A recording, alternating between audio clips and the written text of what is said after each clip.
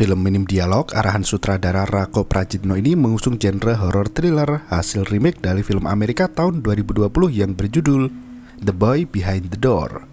Berkisah tentang dua anak SD yang diculik saat dalam perjalanan pulang sekolah.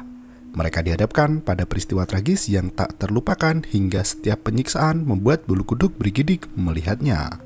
Tak hanya menampilkan adegan penculikan yang keji, film ini juga berfokus pada usaha kedua korban yang berujung melarikan diri dari kematian. Mampukah mereka berdua selamat setelah didera banyak penyiksaan dalam satu malam? Berikut ceritanya.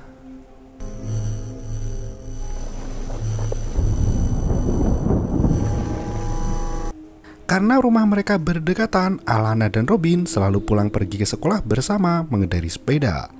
Sebuah mobil Toyota Crown Royal Salon melintas di jalanan depan sekolah dasar dengan hiasan lato-lato di spion tengah. Mobil itu berjalan sangat lamban, seolah sedang mencari seseorang. Alana dan Robin yang melintas dengan sepeda pun hampir kena tabrak si pengendara mobil.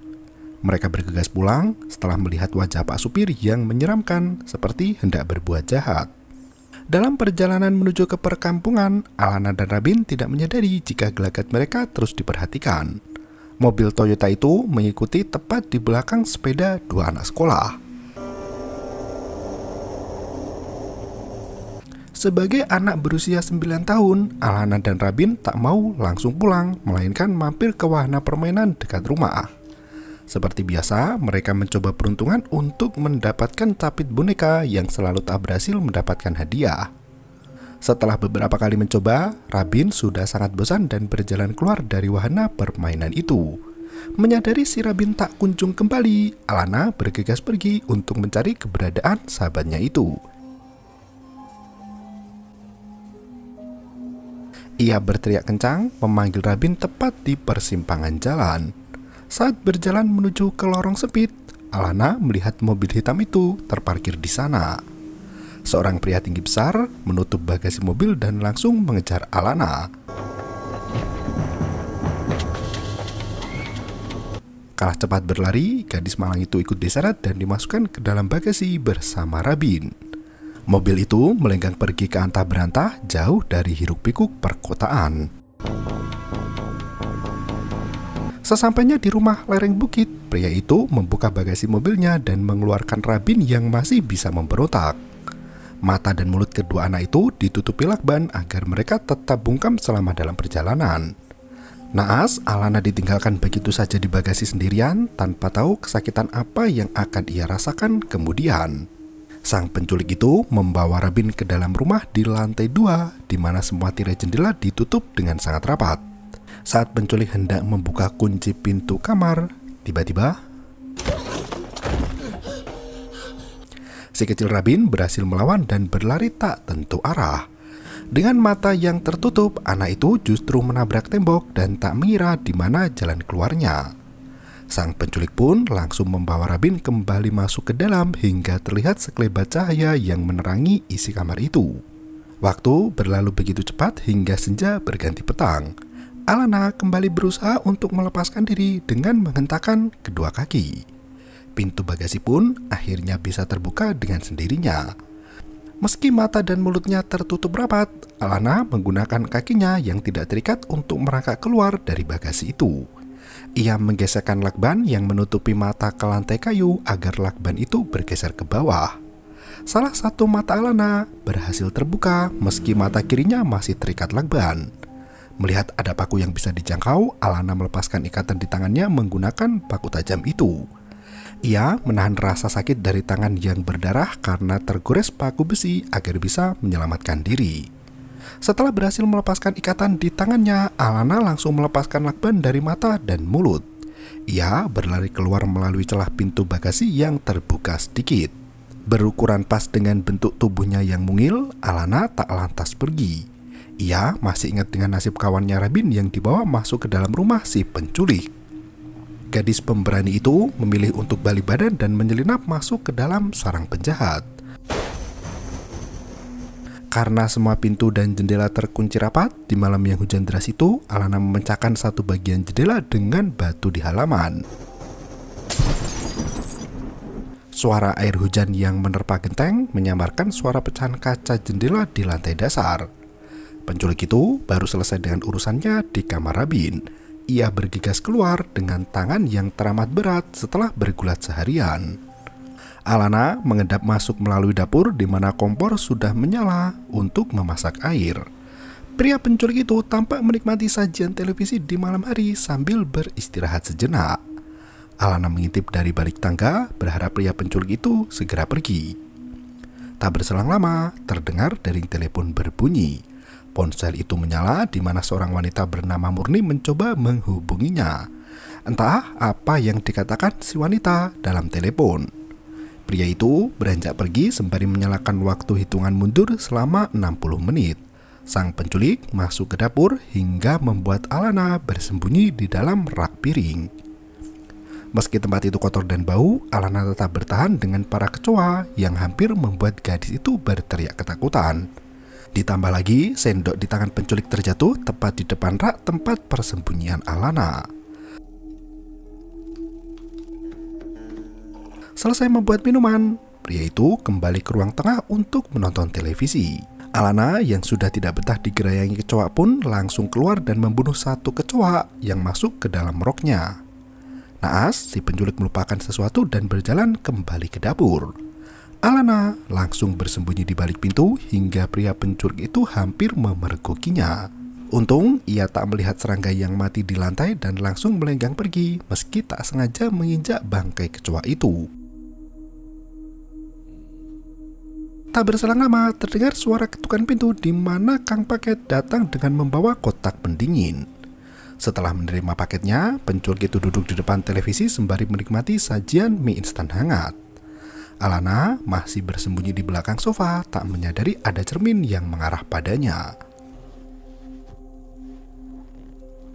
Selesai makan, penculik itu menatap ke cermin hingga terdengar suara Rabin yang memberontak di lantai 2. Beruntung, Alana sudah menyingkir ke ujung sofa lainnya. Penculik itu menemui Rabin di dalam kamar dan memberi isyarat agar Rabin tetap diam. Untuk menakut-nakuti anak itu, sang penculik mengeluarkan pisau untuk mengiris kulit. Pria itu sengaja menunjukkan aktivitas berbahaya agar Rabin merasa ketakutan dan lebih mudah untuk dikendalikan. Alana memberanikan diri untuk ikut naik ke lantai 2. Naas, penculik itu berjalan menuruni tangga hingga Alana pun bersembunyi di bawah meja. Ternyata, pria itu pergi ke dapur dan menyiapkan 2 potong donat yang ditaburi serbuk putih di atasnya. Alana mengendap naik tangga di mana decitan kayu terdengar cukup mengganggu. Sesampainya di lantai 2, Alana mencari keberadaan Rabin dan sempat membuka satu kamar yang ternyata kosong. Pria penculik itu sudah naik ke lantai 2 dengan membawa minuman dan sepiring donat untuk Rabin. Alana membeku melihat bayangan si penculik yang semakin dekat ke arahnya. Ia pun lari menuju kamar paling ujung dan bersembunyi di sana. Setelah penculik memberikan makanan pada Rabin, ia menyadari ada satu kamar yang pintunya terbuka. Alana menyalakan lampu kamar dan menemukan kamera tepat di depan ranjang. Ia sangat penasaran dengan kamar itu dan membuka buku pesanan di samping ranjang yang berisi pengeluaran bulanan. Di bawah kakinya terdapat selembar kain putih bernoda kemerahan. Alana menarik kain itu yang ternyata... Untungnya Alana masih bisa menahan diri untuk tidak berteriak meski jasad anak laki-laki tergeletak di depan mata. Saat pria penculik itu hendak turun ke bawah, ia meletakkan kunci kamar Rabin ke dalam vas putih. Hingga menyadari lampu di kamar paling ujung menyala. Ia pun lari menuju ke kamar itu dengan menyiapkan pisau di genggaman. Setelah membuka lemari dan tak menemukan suatu apapun juga, si penculik itu lari ke kolong ranjang. Alana bersembunyi tepat di dalam kain putih yang menyelimuti jasad anak kecil. Untungnya penculik itu tidak melihat dan langsung pergi kembali ke kamar mandi. Alana lari dari kolong ranjang menuju ke lemari. Ia melihat penculik itu duduk di kursi sembari memperhatikan jasad anak kecil yang disembunyikan di bawahnya. Tanpa berkata apa-apa, pria itu membawa jasad anak kecil menuju ke kamar eksekusi. Alana yang penasaran mengintip dari kejauhan dan memergoki si penculik menggunakan apron plastik. Gadis itu mendekati kamar eksekusi dan melihat tubuh sang jenazah dibelah menjadi 2 bagian menggunakan gergaji listrik. Alana menangis sejadinya mendengar suara perkakas yang memekakan telinga. Setelah pria itu selesai mencongkel organ dalamnya, ia memasukkan organ itu ke dalam kotak pendingin. Alana lari lagi masuk ke kamar semula sambil memperhatikan apa yang terjadi. Ternyata pria itu menjual organ dalam anak kecil pada tukang paket yang sering mengunjungi rumahnya. Alana mengintip ke dalam kamar Rabin di mana anak itu tergeletak tak bergerak setelah memakan sesuap donat.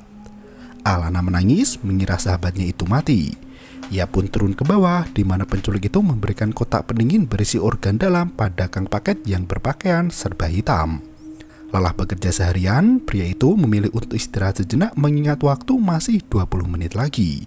Ia menanggalkan jam tangannya untuk memejamkan mata di atas sofa. Alana merangkak perlahan mendekati meja di mana ada kunci tergeletak di sana.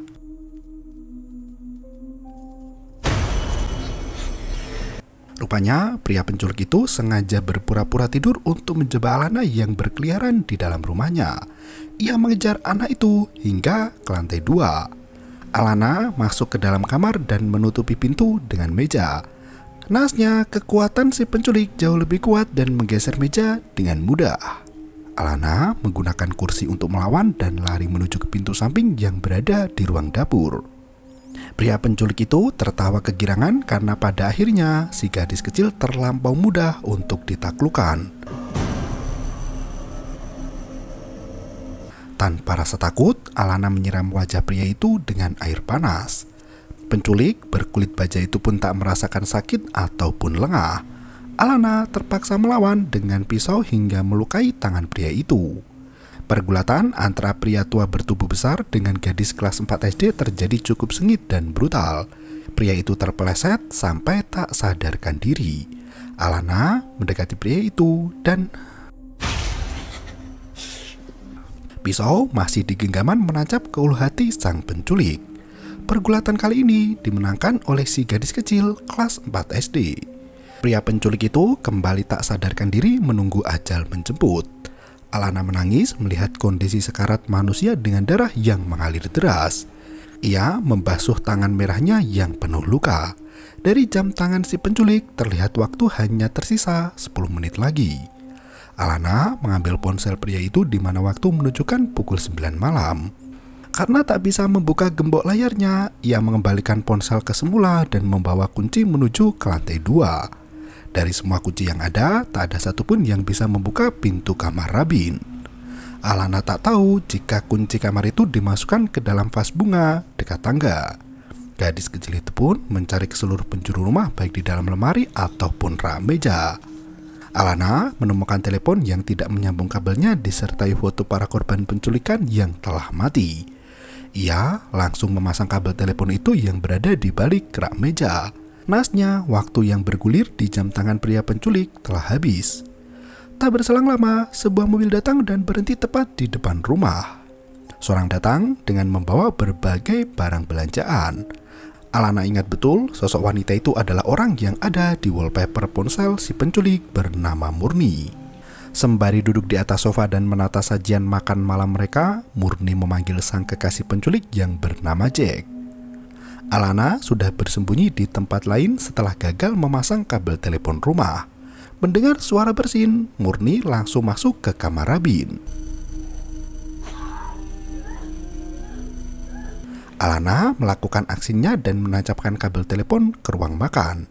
Di waktu yang sama, Rabin berusaha melawan dan melukai tangan Murni. Setelah menelpon bantuan, Alana menyingkirkan tubuh Jack keluar dari rumah itu. Si Murni masih mencari keberadaan sang kekasih yang tak kunjung terlihat batang hidungnya. Murni mulai menyadari ada yang salah di rumah setelah menemukan telepon tersambung di bawah rak dapur. Di waktu yang sama, Alana membersihkan bercak darah di lantai dengan cepat dan kembali masuk ke kolong penuh kecoa. Ia sudah bersiap menggenggam pisau jika Murni memergokinya bersembunyi di sana. Murni berjalan memeriksa ke dapur sembari terus menghubungi ponsel Jack. Kecoa yang berterbangan di sekitar Alana membuat anak itu harus menutup mulut agar tidak berteriak. Dari dering telepon yang berbunyi, Murni akhirnya menemukan tubuh Jack yang tak bernyawa disembunyikan di halaman samping rumah. Dalam kondisi yang sangat marah, Murni mengamuk sejadinya dan merusak semua perabotan di dalam rumah. Saat Alana hendak mengambil gagang telepon, Murni langsung menghancurkan telepon rumah itu. Dengan membawa sebilah kapak, Murni masuk ke kamar merah sembari membawa koper besar. Ia mandi di kamar itu, namun Alana mengikuti dan tak sengaja menyenggol koper. Murni keluar dari kamar mandi mendengar keributan di dalam kamar. Alana sudah bersembunyi di kolong ranjang dan... Kali ini Alana harus berhadapan dengan iblis wanita yang jauh lebih bengis dari kekasihnya. Ia mengunci diri di kamar mandi hingga wanita itu memberontak hendak memasukinya. Tak berselang lama, wanita itu berhenti memberontak dan Alana menjerit ketakutan sementara kapak Murni sudah berhasil menjebol pintu kamar mandi.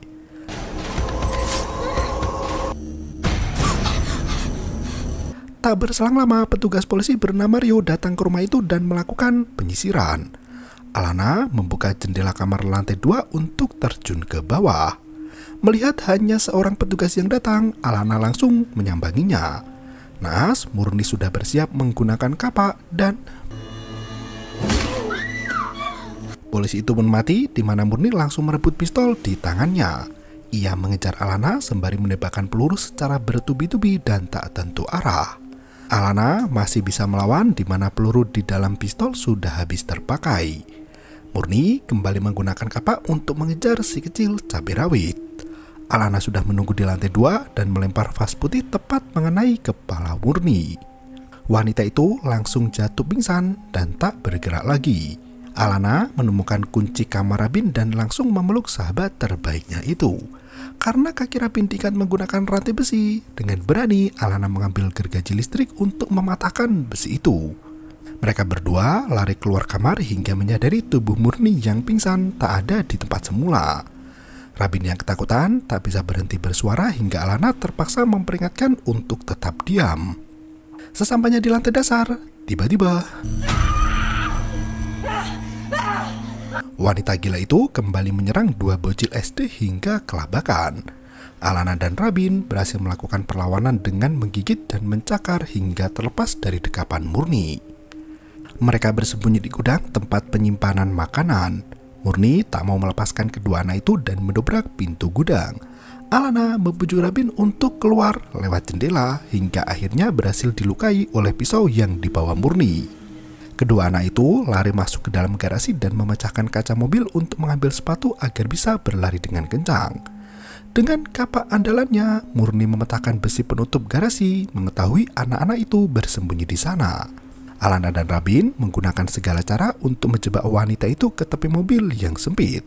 Murni sampai melempar kapaknya untuk membunuh salah satu dari anak itu.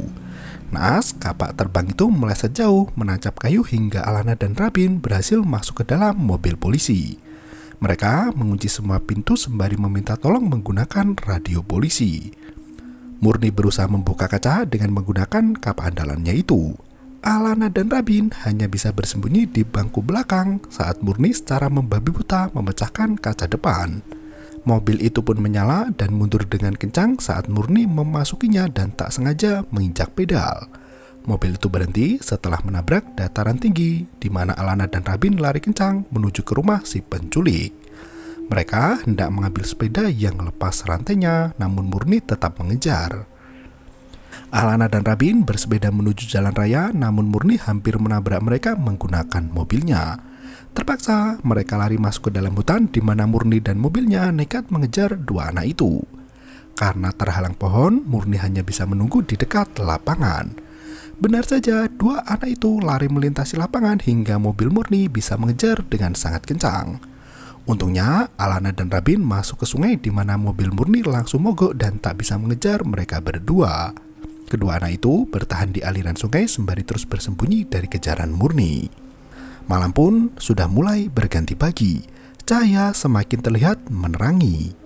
Alana membawa Rabin ke tengah sungai agar mereka bisa semakin jauh dari rumah si penculik gila. Naas, rantai besi yang menyeret kaki Rabin tersangkut di bawah bebatuan tajam. Rabin merengek minta tolong, namun Alana tak punya senjata apapun lagi. Murni muncul dari kejauhan dan seperti serigala yang melihat mangsanya. Ia lari menghampiri dua anak itu dengan mengacukan kapak seketika itu. Murni menebaskan kapaknya untuk membunuh dua anak tak berdosa itu dengan sangat keji. Alana berhasil membantu Rabin untuk melepaskan kakinya dari jeratan rantai besi, tapi naas semua sudah berakhir. Tembakan tepat mengenai punggung Murni yang menembus sampai ke dada. Wanita itu mati dengan tubuh menimpa Alana dan Rabin, sementara darahnya mengalir mengotori air sungai yang jernih. Polisi yang berhasil menemukan keberadaan anak-anak itu pun langsung mengevakuasi Alana dan Rabin dari sungai sekaligus mengeksekusi jasad Murni. Pada akhirnya, kedua anak itu berhasil selamat dari sindikat perdagangan gelap, dan film pun berakhir. Film ini fokus memperlihatkan aksi peta umpet antara Alana dan penculiknya hingga ketegangan tetap stabil di sepanjang babak adegan. Penonton dibawa ikut gergetan dan resah selama menonton aksi heroik si kecil cabai rawit. Dengan latar di sebuah rumah yang terpencil, Alana harus pintar mencari tempat sembunyi di lokasi yang begitu terbatas. Rasa empati pada Alana dan Rabin berhasil dibangun dengan baik, terlebih posisi korban adalah manusia lemah dan mudah ditindas.